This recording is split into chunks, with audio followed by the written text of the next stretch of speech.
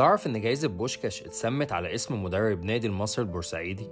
بوشكاش هو لاعب مجري اتولد سنة 1927، يعتبر واحد من أفضل اللاعبين في التاريخ. سجل 84 هدف في 85 مباراة دولية، كواحد من أعلى المعدلات التهديفية في عالم الكرة الدولية. لعب 13 سنة في فريق بودابست هونفيد لحد سنة 1956، وبعدها اتنقل لريال مدريد سنة 1958. فضل سنتين من غير نادي لأسباب سياسية بتتعلق بهروبه من الحكم الشيوعي لبلاده. فضل يلعب لحد سنة 1966. لعب الأول لمنتخب المجر، وبعدها لعب مع منتخب إسبانيا. حقق مع الملكي 5 ألقاب دوري و3 دوري أبطال أوروبا، وفاز بالميدالية الذهبية الأولمبية مع المجر، وخد المركز الثاني مع منتخب المجر في مونديال سنة 1954. حقق لقب هداف الدوري الإسباني 4 مرات، ويعتبر اللاعب الوحيد في التاريخ اللي سجل 4 أهداف في نهائي دوري أبطال أوروبا. اتجه بوشكاش بعد اعتزاله للتدريب، وصل مع نادي باناسينياكوس لنهائي دوري أبطال أوروبا سنة 1971، وكمان درب نادي المصري البورسعيدي ومنتخب السعودية، واعترف إن اللغة العربية أصعب شيء واجهه في حياته.